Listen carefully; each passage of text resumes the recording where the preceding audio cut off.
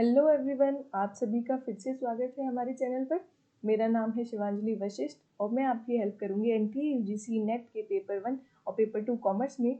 आज का हमारा टॉपिक है 30 डेज में कैसे यूजीसी नेट का एग्ज़ाम क्रैक किया जा सकता है। अब इम्पॉर्टेंट बात ये है कि आप में से बहुत सारे स्टूडेंट्स ऐसे होंगे जो बहुत पहले से तैयारी कर रहे होंगे और अपना सिलेबस कंप्लीट कर चुके होंगे। दूसरी ओर कुछ ऐसे स्टूडेंट्स होंगे जो अभी किसी रीज़न से सिलेबस कंप्लीट नहीं कर पाए होंगे।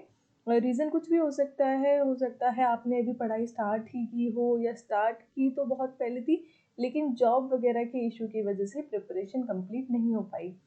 तो दोनों ही तरह के लोगों के लिए अपन ये स्ट्रेटजी डिस्कस करेंगे।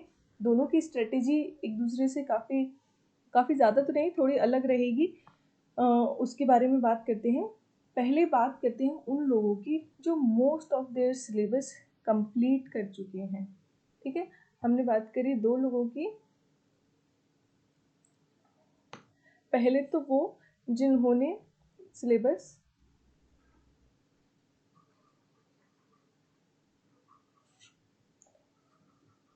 कंप्लीट कर लिया है,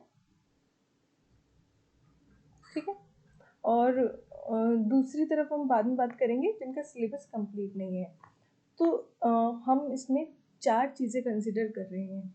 सबसे पहले बात करेंगे रिवीजन, दूसरा है प्रीवियस ईयर क्वेश्चंस, तीसरा है मॉक टेस्ट, और चौथी जो इम्पोर्टेंट चीज़ है वो है न्यू टॉपिक। एक एक करके मैं आपको इन चारों ही चीज़ों के बारे में बताऊंगी कि रिवीजन कितना करना चाहिए, प्रीवियस ईयर क्वेश्चन कितने करने चाहिए, मॉक टेस्ट कितने करने चाहिए, और न्यू टॉपिक कब पढ़ना चाहिए कब नहीं पढ़ना चाहिए। ठीक है, इसको थोड़ा सा ठीक कर देते हैं। ठीक है, जो सिलेबस कंप्लीट कर चुके हैं इसमें हम कंसिडर कर रहे हैं उन्होंने जिन्होंने 90% या उससे ज़्यादा का सिलेबस कंप्लीट कर लिया है। ठीक है, जिन्होंने 90% से ज़्यादा सिलेबस कंप्लीट कर लिया है उनको हम इसमें कंसिडर करेंगे। अच्छा, तो सबसे जो पहला पॉइंट है वो है रिवीजन का, कि इतना रिवीजन करना चाहिए, कितने टाइम में रिवीजन करना चाहिए, कितने टाइम प्रीवियस ईयर क्वेश्चन को देने चाहिए, मॉक टेस्ट कितने होने चाहिए, न्यू टॉपिक पढ़ना चाहिए नहीं पढ़ना चाहिए। कई लोग ऐसे होते हैं जो बोलते हैं कि अगर आपका पेपर पास है, 30 दिन बचे हैं, 1 महीना बचा है, 2 महीने बचे, तो आपको नए टॉपिक्स बिल्कुल नहीं पढ़ने चाहिए, है ना, वो बिल्कुल मना करते हैं। तो क्या अप्रोच होती है, कैसे आप पढ़ सकते हैं, उसके बारे में डिस्कस करते हैं। और सबसे पहले जो बात करते हैं रिवीजन, मैं हमेशा आपको सलाह दूंगी आप रिवीजन करो और रिवीजन के साथ प्रीवियस ईयर क्वेश्चन करो। इसकी कंबाइंड अप्रोच रखो। कंबाइंड का मतलब जैसे आपने पहले डिसाइड कर ली कि पेपर 1 जो है हमारा उसकी 10 यूनिट है हमारे पास, पेपर 2 जो है उसकी 10 यूनिट है।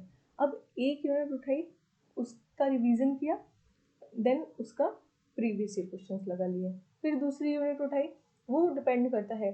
आप मिक्स अप्रोच ले सकते हैं। एक बार पेपर 1 का कोई यूनिट उठाई, दूसरी बार पेपर 2 की कोई यूनिट उठाई। इससे आप बोर भी नहीं होंगे और इंटरेस्ट भी बना रहेगा। ठीक है, तो एक यूनिट उठाई, उसका रिवीजन किया प्रॉपर और उससे प्रीवियस ईयर क्वेश्चंस करे। इससे आपको ये भी पता चलेगा कि जो यूनिट आपने पूरी तरीके से पढ़ लिए है, कंप्लीट आप जिसको समझ रहे हैं, वो आपको कितनी अच्छी तरीके से आई है, उस पर आपकी कितनी अच्छी कमांड है और उसका पैटर्न क्या रहा है, उसमें से किस तरीके के क्वेश्चंस एनटीए पूछता है। तो ये बहुत ज़्यादा ज़रूरी था हमारे लिए। रिवीजन करने के बाद प्रीवियस ईयर क्वेश्चंस लगाने हैं आपको। ठीक है, अब आपके पास 30 दिन है, 30 डेज हैं अप्रॉक्स हम मान रहे हैं। अब उसमें मॉक टेस्ट कितने लगाने चाहिए। मॉक टेस्ट मैं आपको बोलूँगी 2 से लेके 4, ये 3 और 4 जितने आप एक वीक में लगा सको। ठीक है, एक वीक में 3-4 मॉक टेस्ट आप लगा सकते हैं आराम से, कोई बहुत ज़्यादा बड़ी वो नहीं है दिक्कत। लेकिन जब लास्ट के जो 10 डेज बचेंगे, स्टार्टिंग के 20 डेज जो हैं उसमें आप आराम से 3 से 4 मॉक टेस्ट लगाइए एक वीक में, लेकिन जो लास्ट के 10 डेज बचेंगे उसमें आप इनकी थोड़ी बढ़ा सकते हैं। आप 6 से 7 मॉक टेस्ट लगा लेना उस टाइम पे, और ज़्यादा से ज़्यादा फोकस करना रिवीजन और प्रीवियस ईयर क्वेश्चन पे। मॉक टेस्ट तो क्या है, आपको थोड़ा सा टाइम का वो बता देते हैं कि आप इतने टाइम में कितने क्वेश्चंस अटेम्प्ट कर पा रहे हैं कि नहीं कर पा रहे। आपकी जो एक नर्वसनेस होती है ना पेपर में बैठने की, वो निकल जाती है मॉक टेस्ट देने से। ऐसा तो नहीं है कभी भी कि मॉक टेस्ट जो दे रहे हैं, मॉक टेस्ट जो लगा रहे हैं वही आपके पेपर में आने वाला है। कोई क्वेश्चन ऐसा नहीं होता। प्रीवियस ईयर क्वेश्चन में से फिर भी बहुत सारे क्वेश्चंस रिपीट हो जाते हैं या कोई टॉपिक रिपीट हो जाता है, लेकिन मॉक टेस्ट में बहुत कम चांसेस होते हैं कि क्वेश्चंस आए, क्योंकि हर कंपनी या जो भी आप जिससे पढ़ रहे हो, जिसकी बुक फॉलो कर रहे हो, जहाँ के मॉक टेस्ट लगा रहे हो, सबकी अलग अलग वो रहती है पैटर्न। तो इसलिए मॉक टेस्ट आप ज़्यादा ध्यान ना दें तो कोई बड़ी बात नहीं है। न्यू टॉपिक, ये एक बहुत ही ऐसा टॉपिक है जिस पे हर आदमी की अलग राय होती है। मेरे हिसाब से अगर आपके पास 30 दिन है तो आराम से आप जो स्टार्टिंग की 20 दिन है इसमें कोई भी नया टॉपिक, या जो अगर आपका 10% जो सिलेबस रह गया है इधर से, आप उस 10% सिलेबस को यहाँ पे पढ़ सकते हैं। ठीक है, कोई बड़ी बात नहीं है। ऐसा नहीं है कि आपने आज पढ़ा आप कल भूल जाओगे। आप आज पढ़ो आराम से, आपके पास 20 दिन है। प्रेशर बिल्कुल नहीं लेना, टेंशन बिल्कुल नहीं लेनी। जितना काम होके जितना आराम से आप पेपर दोगे उतना ही अच्छा आपका पेपर होने वाला है। तो इसीलिए आराम से, आपके पास बहुत टाइम है अभी, क्योंकि आपका सिलेबस 90% से ज़्यादा हो चुका है। आपको बस रिवीजन प्रीवियस ईयर क्वेश्चन ही करने हैं, तो आराम से आप नया टॉपिक पढ़ सकते हैं। ठीक है, क्योंकि आपके पास अभी टाइम है, तो आप वो जो 10% बचा है उसको क्यों छोड़ें। क्या पता उस 10% में से आपको कोई क्वेश्चन आ जाए, और आपने क्योंकि वो कोई टॉपिक फ्रेश पढ़ा है तो आपको वो बेटर आता होगा उस टॉपिक से जो आपने 6 महीने पहले पढ़ा है। मेरी अप्रोच ये रहती है। तो मेरे हिसाब से आपको न्यू टॉपिक पढ़ना चाहिए। स्टार्टिंग के 20 डेज तक आप न्यू टॉपिक पढ़ सकते हैं। हालांकि 10 डेज में भी कुछ चीज़ें नई होती हैं जो एकदम से अचानक से आपको क्लिक कर गई। जैसे आपने कोई मॉक टेस्ट दिया तो आपको दिख गई कि हाँ ये टॉपिक है, इसके बारे में मुझे कुछ नहीं आता, तो आप उसको भी पढ़ सकते हो। कोई प्रीवियस क्वेश्चन में कोई ऐसा कई बार होता है ना, क्वेश्चन में 3-4 पॉइंट्स दिए होते हैं, आपको एक पॉइंट के बारे में तो पता है लेकिन आपको बचे हुए तीनों पॉइंट के बारे में कुछ नहीं पता, तो आप उनके बारे में एक बार रीड कर सकते हैं कि ये क्या होते हैं, अगर आपको रेलिवेंट लग रहा है तो। ठीक है, तो न्यू टॉपिक आपको पढ़ना चाहिए क्योंकि आपके पास इनफ टाइम है।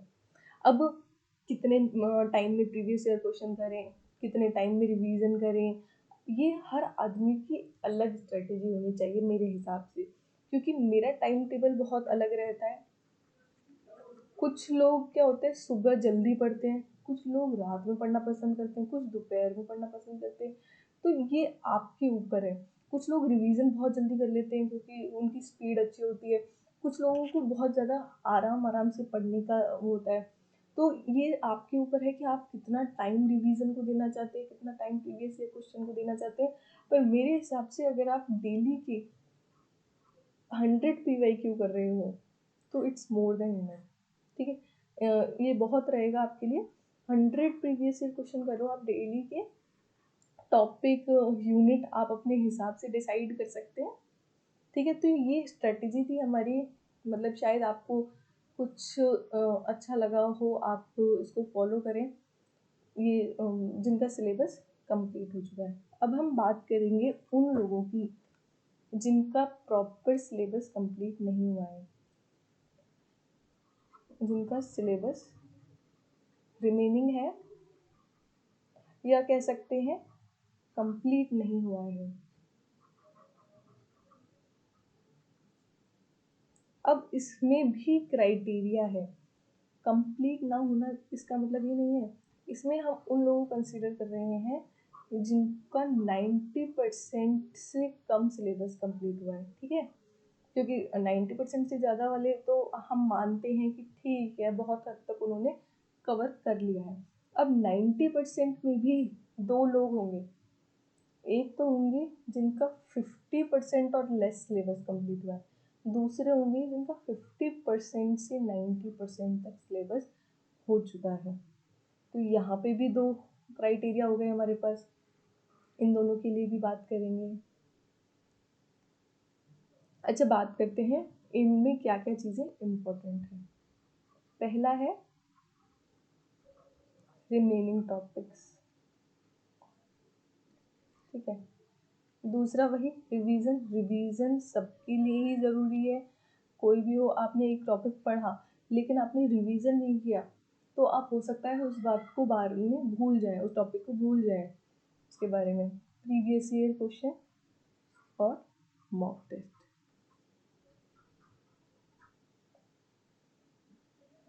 यहाँ पे हम नए टॉपिक के बारे में बात नहीं कर रहे क्योंकि आपका रिमेनिंग टॉपिक में ही मैं उसको कंसिडर कर रही हूँ कि रिमेनिंग टॉपिक में ही आपका जो वो है न्यू टॉपिक वो आ जाएंगे, ठीक है। ये भी नए टॉपिक ही हुए आपके लिए। अब न्यू रिमेनिंग सिलेबस किसको कैसे करना चाहिए, वापस आते हैं उसी स्लाइड पर। यहाँ पे हम बात कर रहे थे उन लोगों की जिन्होंने 50% और लेस का सिलेबस कंप्लीट किया है, ठीक है।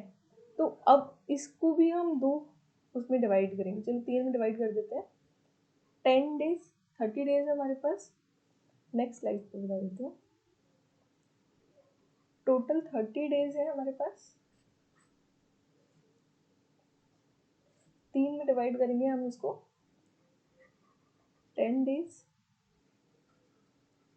10 डेज और 10 डेज, ठीक है।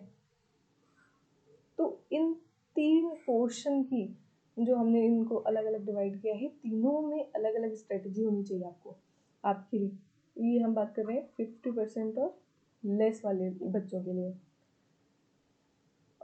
स्टार्टिंग के जो 10 डेज रहेंगे आपके, मेरे हिसाब से आपको उसमें 90% जो फोकस है वो नए टॉपिक पे करना है और 10% जो फोकस है वो रिवीजन पे करना चाहिए, क्योंकि आपके पास अच्छा खासा टाइम है। स्टार्टिंग के 10 डेज आप आराम से जितना टाइम हो सके मतलब उतना टाइम नए टॉपिक को पढ़ने में दीजिए। और फिर नेक्स्ट जो 10 डेज हैं हमारे पास, उसमें आप 50-50 कर लें। 50% टाइम आप नया पढ़ें कुछ और 50% रिवीजन कर सकते हैं।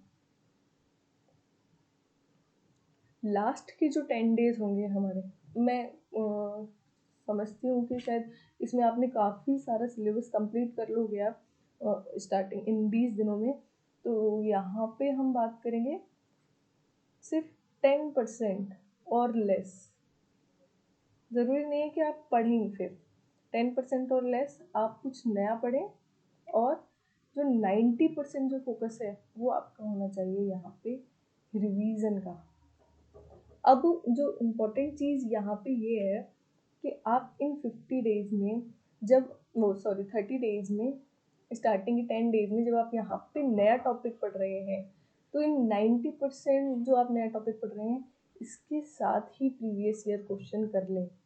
यहाँ पे जो 50% टाइम में आप नया टॉपिक पढ़ रहे हैं तो इसके साथ ही प्रीवियस ईयर क्वेश्चन कर लें। तो जो आपका जो टाइम है ना प्रीवियस ईयर क्वेश्चन करने का अलग से, वो सेव हो जाएगा, ठीक है। क्योंकि आपको बाद में भी रिवीजन करके प्रीवियस ईयर क्वेश्चन लगा लें, तो आप साथ ही पढ़ें।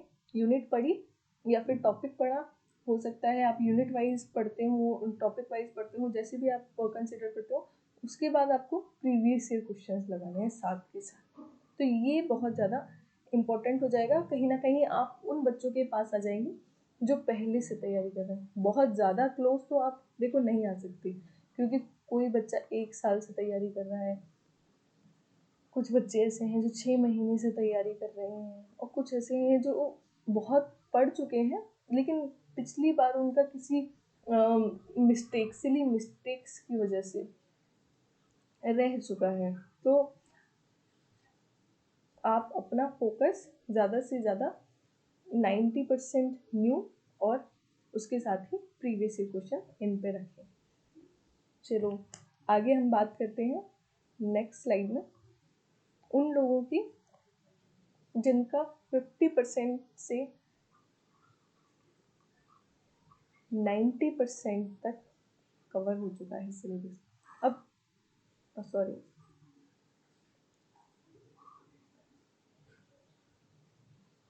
अब इनकी जो 30 डेज होंगे उनको भी हम उसी तरीके से डिवाइड करेंगे। 10 डेज में 10 डेज, देन उसके बाद के 10 डेज, फिर उसके बाद के 10 डेज। अब ये लोग क्या करेंगे, किस चीज़ पे फोकस ज़्यादा करेंगे, ये फोकस करेंगे रिवीजन पर ज़्यादा, क्योंकि अब 50 to 90% आपका सिलेबस हो चुका है। तो आप स्टार्टिंग की जो डेज हैं उसमें आप न्यू पढ़ें, लेकिन 70% ही न्यू पढ़ें। अगर आप 60-70% न्यू पढ़ेंगे तो आपका कवर हो जाएगा। अगर इस बीच में भी, इन 10 दिनों में भी आपका नया कंप्लीट नहीं हो पा रहा है, आपका जो रिमेनिंग टॉपिक्स हैं वो कंप्लीट नहीं हो पा रहे, तो नेक्स्ट 10 डेज में न्यू पढ़ें, लेकिन सिर्फ 20% ही नया या रिमेनिंग पढ़ें, ठीक है। बाकी जो पूरा फोकस है वो आपका रिवीजन पे होना चाहिए, प्रीवियस ईयर क्वेश्चंस पे होना चाहिए। Revision plus previous year question. पता जब बच्चे, हम बोलते हैं ना कि आपको रिवीजन करना है, आपको प्रीवियस ईयर क्वेश्चंस लगाने हैं, तो उनको लगता है कि हमने कर लिया रिवीजन। आपने एक बार बस देखा उसको, बहुत पढ़ लिया, बहुत पढ़ लिया, बहुत बार देख लिया, अब नहीं हो रहा रिवीजन। क्योंकि रिवीजन को करने में आलस आता है, आलस आता है ना। क्योंकि कोई चीज़ अगर हम नहीं पढ़ रहे हैं तो एक बार वो आपको उसमें इंटरेस्ट आएगा, लेकिन आप उसको पढ़ चुके हैं, तीसरी चौथी बार पढ़ रहे हैं, तो आपको बहुत बोरिंग लगेगा। आप उसको स्किप करते जाएंगे जल्दी जल्दी कि ठीक है, ये पढ़ लिया, ये पढ़ लिया, ये पढ़ लिया। तो मेरे हिसाब से तो आप उसको नेगेटिव ना लेके पॉजिटिव लेके चलें कि यार ये तो पढ़ ही रखा है ना, तो इसमें ज़्यादा टाइम तो अपना लगना नहीं है, सिर्फ इम्पॉर्टेंट चीज़ों को नोटिस करते जाइए। जैसे जब आप पढ़ते हैं, आपने कोई यूनिट पढ़ी, तो आपको अंदाज़ा लग जाता है कि इसमें से इम्पोर्टेंट चीज़ें कितनी हैं, कितनी आपके एग्ज़ाम में आ सकती हैं, पूछी जा सकती हैं। जैसे डेट्स हुई, कई कई फैक्ट्स हो गए। तो अब पेपर 1 में जैसे मान लो टीचिंग की आजकल मॉडल्स हैं, वहाँ से क्वेश्चन आता ही आता है, तो आपको वो पढ़ने ही पढ़ने हैं। या फिर मान लो कम्युनिकेशन का कोई इनफॉर्मल, फॉर्मल कम्युनिकेशन, ये जो टाइप्स होते हैं ना, इसमें से पता है आपको क्वेश्चन आने ही आने हैं। तो ऐसी चीज़ें आपको अंदाज़ा लग जाता है। और अंदाज़ा लगता कैसे, अंदाज़ा लगता है प्रीवियस ईयर क्वेश्चंस की हेल्प से। तो मेरे हिसाब से रिवीजन में ज़्यादा टाइम नहीं लगता, लेकिन इतना मतलब रिवीजन करें, लेकिन उसको देखे भी, ऐसे नहीं जल्दबाजी में रिवीजन कर लिया।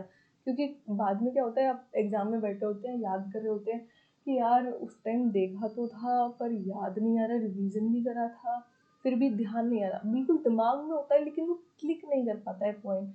तो वहाँ पे जो कमी होती है ना आपकी, वो रिवीजन में होती है। तो इसको लाइटली ना लें, इस पर पूरा फोकस करें, रिवीजन पे, ठीक है। यहाँ पे जो नेक्स्ट 10 डेज बचे हैं इनके, तो इनके लिए तो वही प्रीवियस ईयर क्वेश्चन और रिवीजन। अब जो ये दोनों वाला क्राइटेरिया है ना, यहाँ पे जो हमने बात की थी, इन दोनों के लिए ही मेरे हिसाब से मॉक टेस्ट 2 या 3 ये इतने इनफ है। मॉक टेस्ट आपको सिटिंग बताते हैं कि आपकी सिटिंग एक बार अच्छी हो जाए, आप एक बार रिलैक्स होकर पेपर को देखने की आदत डाल लें, जिससे कि आपको वहाँ एकदम से जाओगे ना तो कुछ नया नहीं लगेगा, आपको बैठ बैठ के आदत हो जाएगी कि हाँ यार 3 घंटे बैठने की आदत है, ये पेपर में पेपर दे चुके हैं, बहुत बार मॉक टेस्ट दे चुके हैं।